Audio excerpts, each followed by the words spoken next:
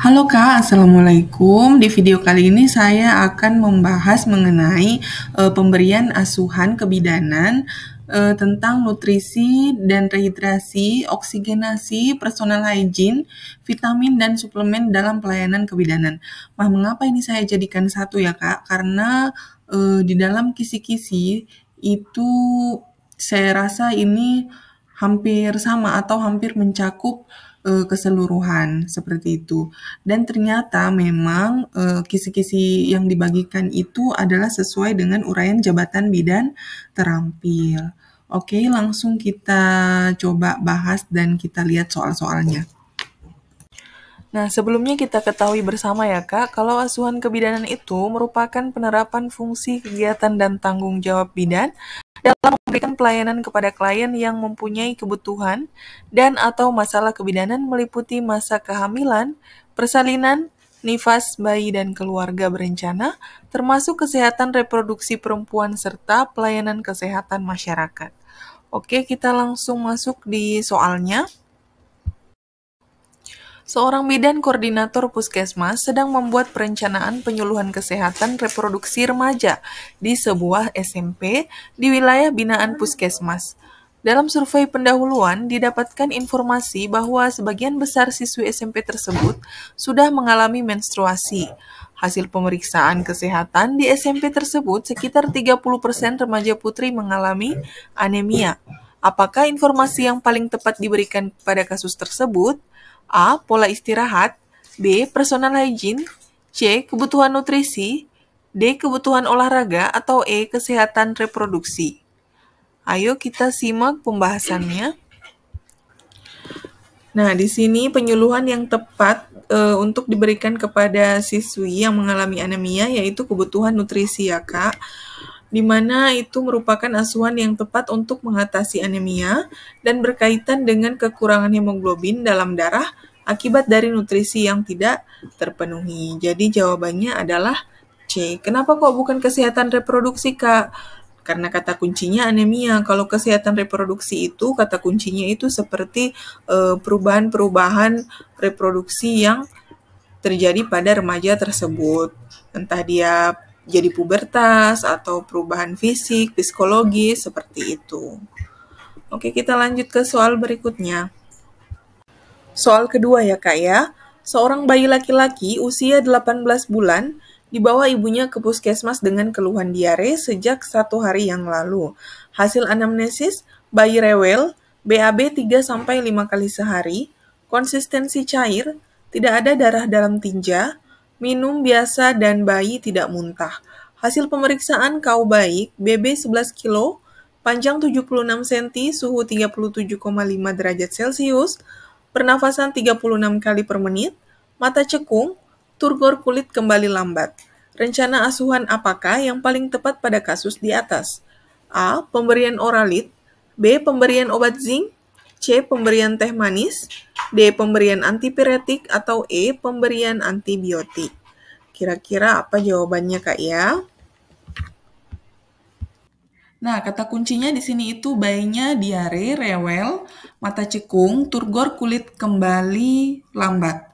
Pembahasannya, kondisi pada kasus tersebut menunjukkan tanda diare dehidrasi ringan ke sedang dengan 2 tanda, yaitu keadaan umumnya, seperti bayinya itu gelisah atau rewel, kemudian matanya itu cekung, kemudian anaknya itu pengen minum terus karena haus kan, turgor kulitnya kemudian kembali lambat. Nah, apa yang diberikan? Untuk tahap ini kan masih dehidrasi ringan, kita berikan saja oralit terlebih dahulu. Terlebih anaknya itu masih mau minum seperti itu. Diberikan oralit itu setiap kali mencret, kemudian melanjutkan dengan pemberian ASI seperti itu ya Kak. Nah kalau untuk tujuannya supaya itu rehidrasi atau mencegah dehidrasi yang lebih parah. Nah kalau untuk pemberian zinc juga sangat diperlukan jika diarenya sudah mulai sering ya Kak ya, diberikan selama 10 hari berturut-turut. Kemudian untuk pemberian teh manis dan jus buah ini tidak dianjurkan karena dapat menyebabkan hipernatremi. karena suhunya bayi kan masih dalam keadaan normal, sehingga tidak juga diperlukan antipiretik. Kemudian untuk pemberian antibiotik itu harus memerlukan kolaborasi. Kenapa diberikan antibiotik? Biasa terjadi diare itu yang bercampur dengan darah seperti itu. Jadi jawabannya A ya Kak, pemberian oralit. Oke, kita lanjut ke soal berikutnya. Seorang perempuan 35 tahun, G3P2A0, hamil 28 minggu datang ke puskesmas dengan keluhan sesak nafas. Hasil anamnesa, nyeri ulu hati. Hasil pemeriksaan tensi 110/70, nadi 80 kali per menit, suhu 36,5 derajat Celcius, pernafasan 20 kali per menit, perut tampak tegang dan mengkilat. Janin sukar untuk dipalpasi, TFU 32 cm, dan DJJ sulit didengar. Apakah tindakan yang diberikan pada kasus tersebut? A. Infus, B. Amniosentesis, C. Fungsi abdominal, D.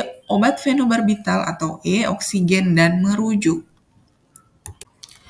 Nah, di sini sudah ada jawabannya, Kak ya. Jawabannya itu E, oksigen dan merujuk. Kata kuncinya apa? Nah, ibunya itu sudah sesak nafas yang hebat. Ada nyeri ulu hati, kemudian perutnya itu tampak tegang dan mengkilat. Terus janinnya itu sulit untuk dipalpasi. TFU-nya itu sudah 32 cm dan DJJ sulit didengar. Kira-kira tandanya apa kalau misalnya ibunya mengalami masalah ini? Ya, mungkin saja ibunya mengalami polihidramnion ya, karena kan DJJ-nya bayi sulit didengar, kemudian perutnya itu tegang dan mengkilat. Penanganannya apa? Yaitu dilakukan dengan pemberian oksigen, kemudian dilakukan perujukan untuk mendapatkan penanganan selanjutnya, seperti itu. Soal nomor 4, seorang perempuan umur 27 tahun G1P0A0, hamil 32 minggu datang ke puskesmas dengan keluhan keputihan sejak 2 hari yang lalu. Hasil anamnesa, keluhan disertai dengan rasa gatal, tidak berbau dan cairan yang keluar itu berwarna putih bening. Hasil pemeriksaan tensi, nadi, suhu, pernafasan normal ya Kak. TFU-nya 30 cm. DJJ 142 kali per menit, teratur dan tidak ada odem. Konseling apa yang tepat pada kasus tersebut? A. Senam hamil, B. Atur pola makan, C. Istirahat yang cukup, D. Jaga personal hygiene, atau E. Hindari pakaian dalam yang ketat. Nah, kira-kira jawabannya apa? Ayo kita cek pembahasannya. Sangat jelas di sini ya Kak ya. Untuk kata kuncinya hamil usia 32 minggu. Kemudian, nah kenapa sih dia itu bisa keputihan? Karena selama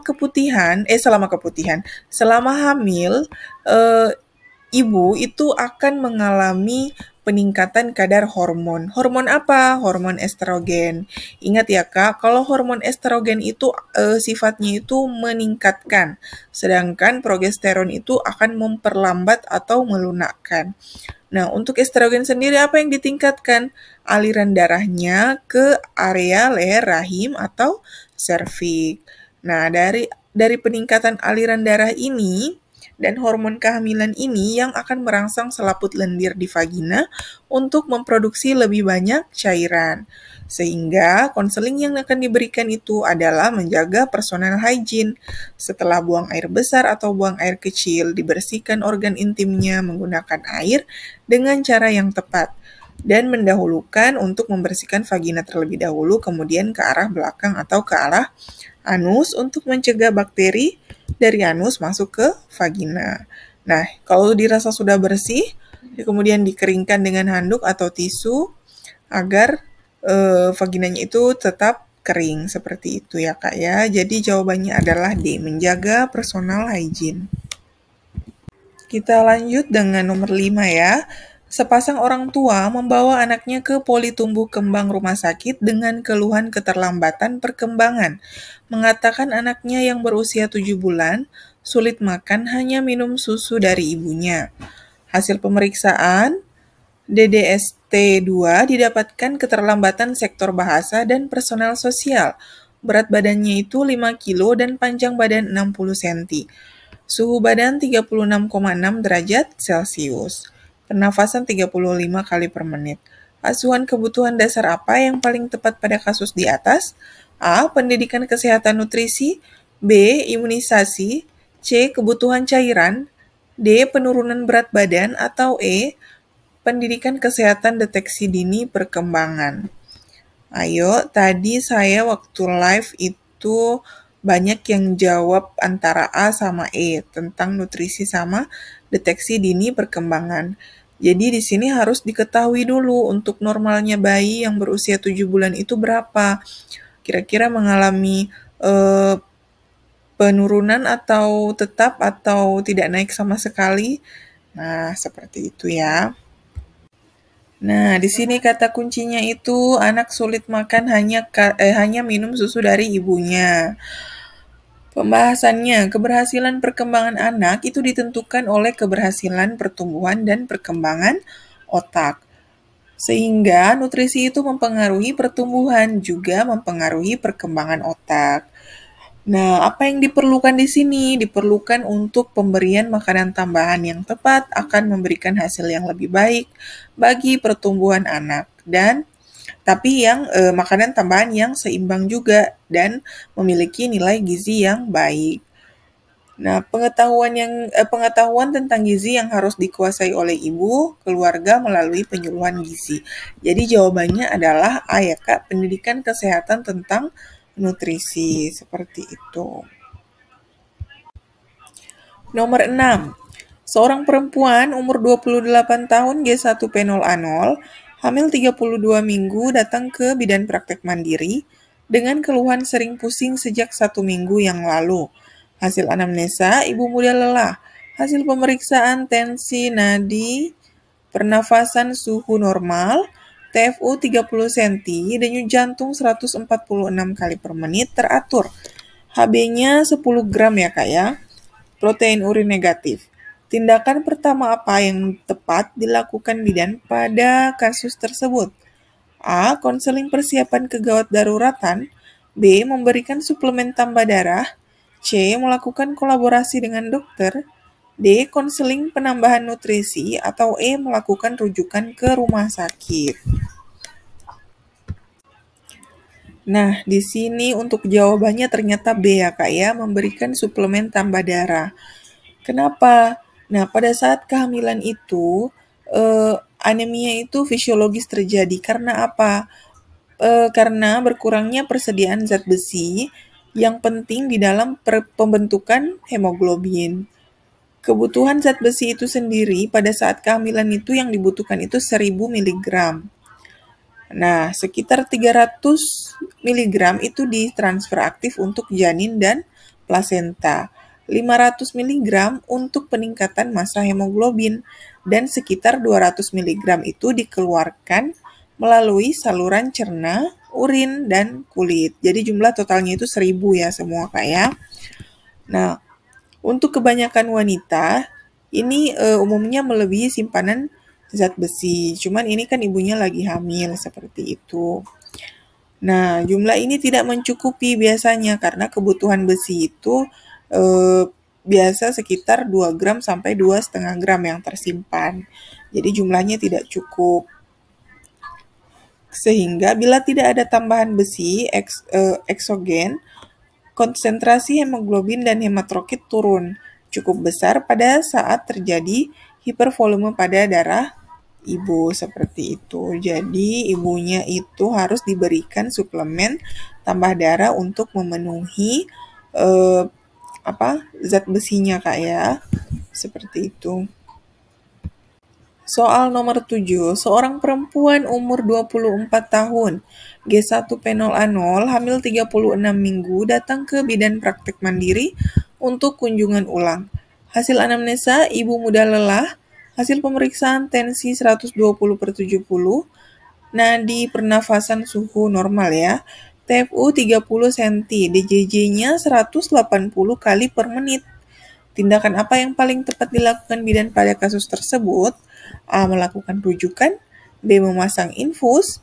C. Resusitasi intrauterin. D. Konseling persiapan gawat darurat. Atau E. Melakukan kolaborasi dengan dokter. Nah, di sini kata kuncinya itu DJJ-nya menunjukkan angka 180 kali per menit. Atau janin itu mengalami fetal distress atau takikardia, Kak. Nah, apa kompetensi bidan? Apa kewenangannya bidan kalau kasus seperti ini? Segera melakukan rujukan ke rumah sakit.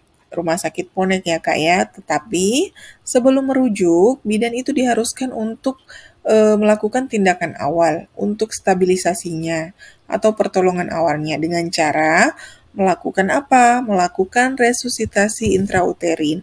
Caranya gimana? Nah, yang pertama itu kita pastikan dulu ibunya mendapat oksigen yang cukup atau tidak. Kemudian memastikan asupan cairannya itu memadai atau tidak. Setelah itu yang terakhir mengubah posisi ibu. Posisi ibu di sini sangat penting ya Kak ya.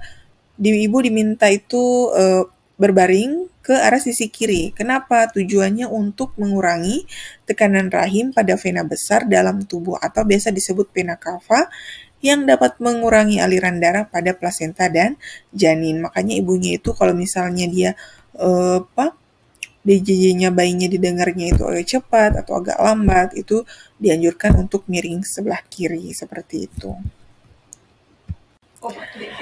Oke, nomor 8.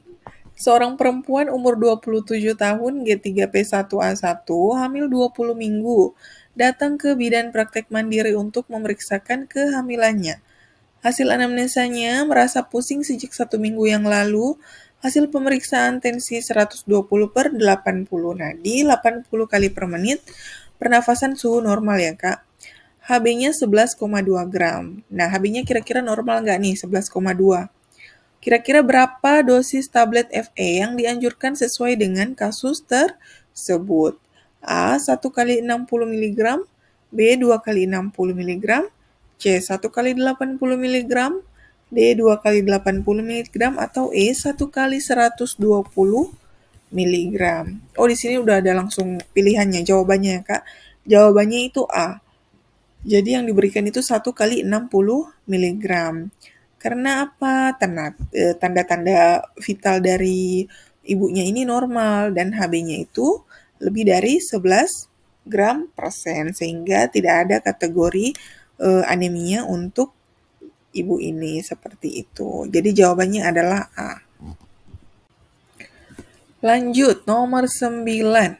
Seorang perempuan 28 tahun G2P1A0 hamil 12 minggu datang ke tempat praktek mandiri bidan, keluhan pusing, mudah lelah saat melakukan aktivitas. Hasil pemeriksaan tensi 100/60, nadi, suhu, pernafasan normal ya. Konjungtivanya ternyata anemis nih.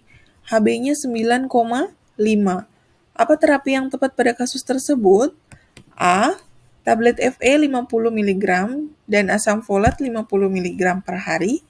B. Tablet FE 60 mg, vitamin B12 2,6 mg, dan vitamin C 80 mg per hari.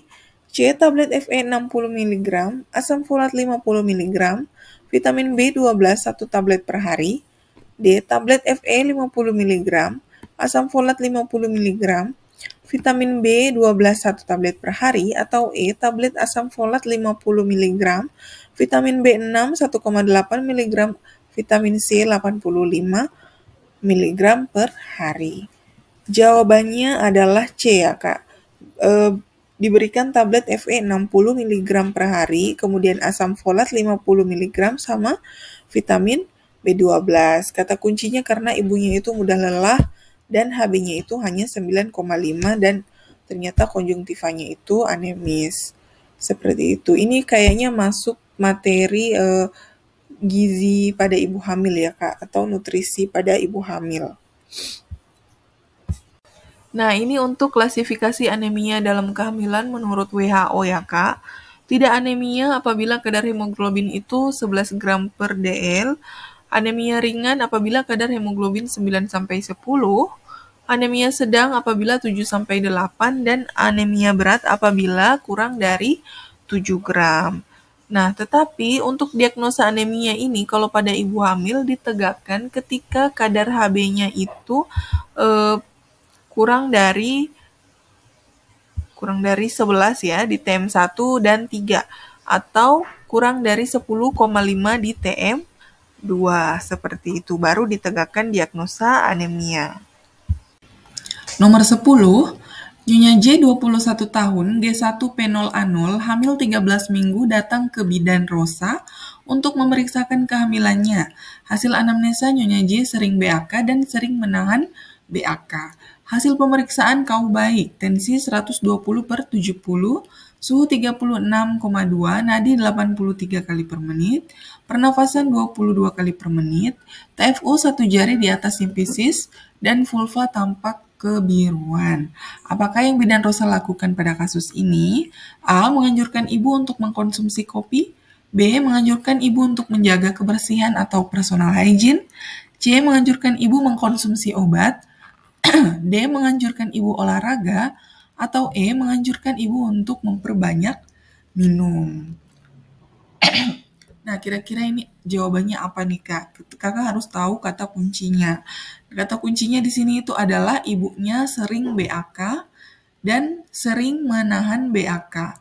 Bukan dia sering BAK tetapi sedikit-sedikit BAK-nya begitu, bukan ya. Tapi itu ibunya sendiri yang sering menahan untuk buang air kecil. Jadi dianjurkan ibu untuk apa? Ya betul, yaitu untuk menjaga personal hygiene atau menjaga kebersihan ya Kak ya. Jadi jawaban yang benar adalah B, seperti itu. Ya, soal nomor 11. Nyonya Jenny berusia 21 tahun, G2P1A0, hamil masuk 9 bulan datang ke bidan dengan keluhan sulit tidur karena sesak nafas. Hasil pemeriksaan tensi 120/70, nadi 80 kali per menit, pernafasan 18 kali per menit, suhu 36 derajat Celcius. TFU-nya pertengahan pusat PX, punggung kiri, preskep BJF 143 kali per menit. Apakah asuhan yang tepat diberikan untuk mengatasi masalah Nyonya Jenny? A. Menganjurkan ibu meninggikan kepala saat tidur. B. Menganjurkan ibu menghindari ruangan yang panas. C. Menganjurkan ibu untuk sering olahraga. D. Menganjurkan ibu memposisikan kaki lebih tinggi daripada kepala saat tidur. Atau E. Menganjurkan ibu memakai humidifier di ruangan. Nah, kira-kira jawabannya apa?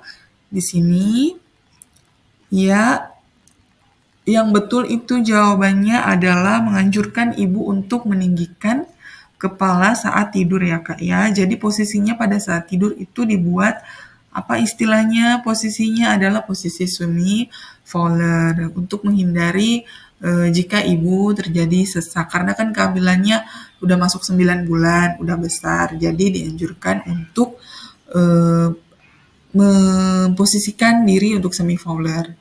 Seperti itu ya. Oke. Saya kira cukup sekian untuk materi dan soal-soal yang saya berikan ya Kak. Jangan lupa di like, komen, dan subscribe YouTube saya. Oke, saya Tukang Partus, pamit. Assalamualaikum, semoga bermanfaat.